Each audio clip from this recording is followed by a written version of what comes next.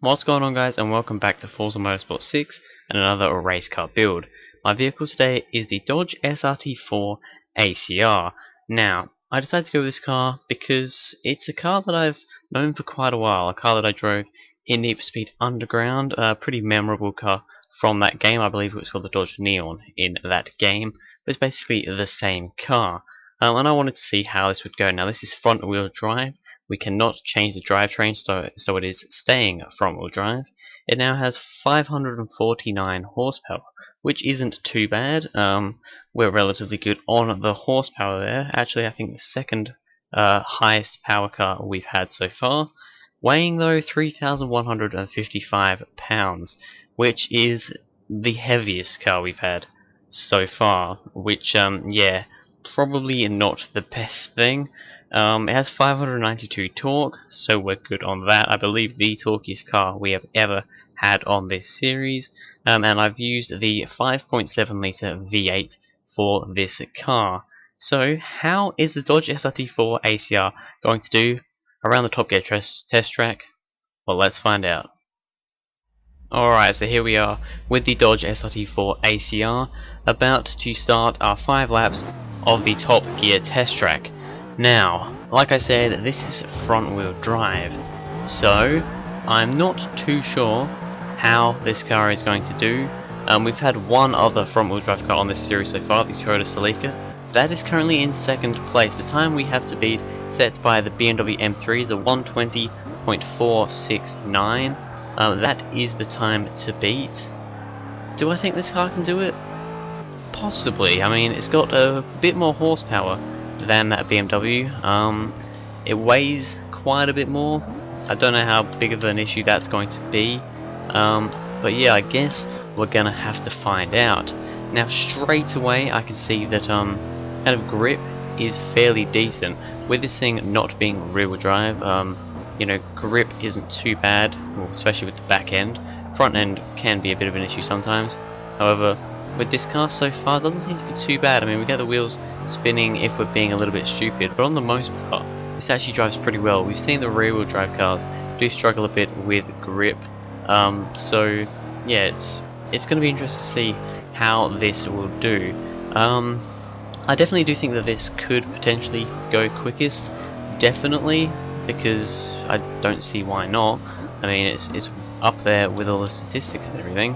Obviously, right at the top of A-Class, like all the other cars on this series. So yeah, I'm kind of expecting this thing to possibly go fastest. The BMW was very good. It was a very nice car to drive.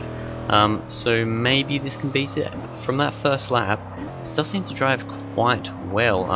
We're not having too many wheel spin issues. It turns around the corners well. Not too much understeer either, which is good. All round, this car seems to actually be quite nice to drive. I can't really think if it's better than the Celica. A little while ago when I drove that car, it's the only other front wheel drive car I've driven on this series. But yeah, it's not bad. I'll definitely give it that. So coming around these corners, this is probably a corner that may hinder it a little bit because it's front wheel drive. However, really it's not that big of an issue, because it's not dragging it too wide, dragging it a little wide out of that corner there. However, it's not too bad, you know. It's not crazy understeer, and yeah, it's a fairly easy car to drive. This actually, fairly easy car to drive. We of course have the power. Now, in some ways, power is good. This series, I try and make the cars as powerful as I can, sticking, you know, a lot of power upgrades in, not so many handling upgrades. The only handling upgrades I do is race brakes and race suspension. No roll cage or anything. I want these cars to be really powerful. And this is the second most powerful car we've had, the Ford Capri being the most powerful with over 600 horsepower. That was just too much power for the car. It was rear wheel drive, and yeah, it was a bit too powerful.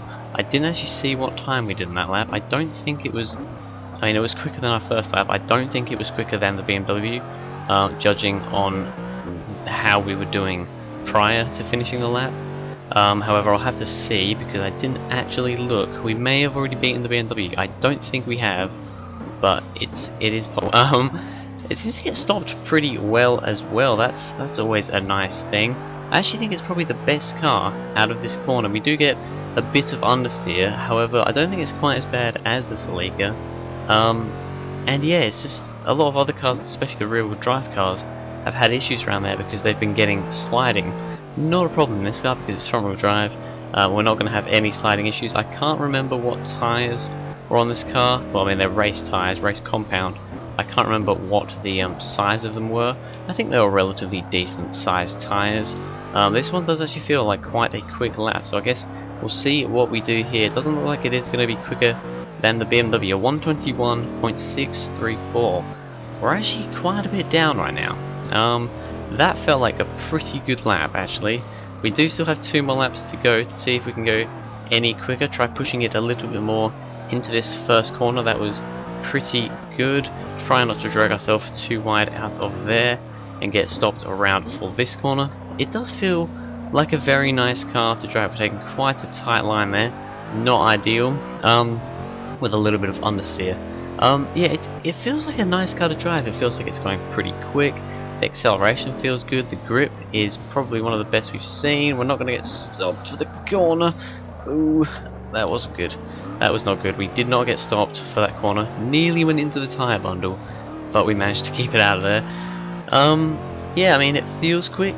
It's not gone that quick so far. 121.6. Not quite that quick. I mean, the top time of 120.4. I'm pretty sure the Celica's in the 120s as well. So we're not even in second place yet. Not even in third, I don't think, because I'm pretty sure the Commodore did a 120.9. So we're actually fairly far, maybe probably about fourth out of what's going to be. I can't even remember how many cars we've done. 3, 4, 5, 6. Okay, this is the 6th car to go. We are on to the 5th lap now. This is the final lap to see if we can go any quicker. I don't know if we can because that lap where we got the current fastest was a bloody good lap. I was pretty happy with that one. We're taking a really tight line, going slightly over the curb there, but that's fine. It hasn't dirtied the lap for us, so it's all good. Let's get around this corner again, doing pretty nicely, making sure we get stopped. Don't want too much wheel spin from the front tyres out of there, and then we'll punch it out of this corner. We are half a second down on our best lap. Let's see if we can get it stopped better for this corner this time without going into those cones or the tyres. We have. We've actually got it very nice through there. We had a little bit of a weird movement there. I'm not sure if that was because we hit that cone on the track. We'll now head down this straight, coming to the follow through, I believe. We are actually losing a lot of time here. We are 1.1 seconds down on our fastest, so I don't think, unless we can perform a miracle in these last few corners, I don't think we're going to be getting a faster time. Yeah, it's a bit weird really, bit of a lock up there, but it's not a problem. We're still getting turned for the corner. Power on it through here, second to last corner, get it round, bit of a cut corner there. We're not going to go any quicker though, and a 121.634 is going to be the time. That's actually quite interesting. That felt like it was going a lot quicker. That really did feel like it was going a lot quicker. Oh, we've even got a wheel spin. Let's see if we can get anything decent. Can we get one of these race cars? Yes, we did. We got a Dodge Viper GTSR. Alright, I'll take that. Yeah, it felt like it was going a lot quicker than that. Felt like it was definitely going a lot quicker than that. So it's time, yep, 121.634. Yeah, I don't really know. It felt like it was going quick. The acceleration was good, from what I could tell. The cornering was good, not too much wheel spin. It seemed like a pretty good car, but for some reason we don't do quite as well as I was thinking after driving the car. So, it's time, a 121.634. I believe we'll put it into, let me have a look, the 4th place? Yeah, it'll put it into 4th place out of 6 cars, which it doesn't feel right. I feel like it went quicker than that. I really do. I was expecting this to be in the top 3 up there with the Celica in second. It felt like it, but I mean, we're over a second down on the Celica. So yeah, not quite as good as I was thinking for this car. However, it's a really nice car to drive. For some reason, just doesn't have the speed around the course. But anyway, thank you guys very much for watching. If you enjoyed, please go ahead, like and subscribe. Comment what other cars you would like to see race car built of in Gran Turismo 6. And I'll see you guys in the next video.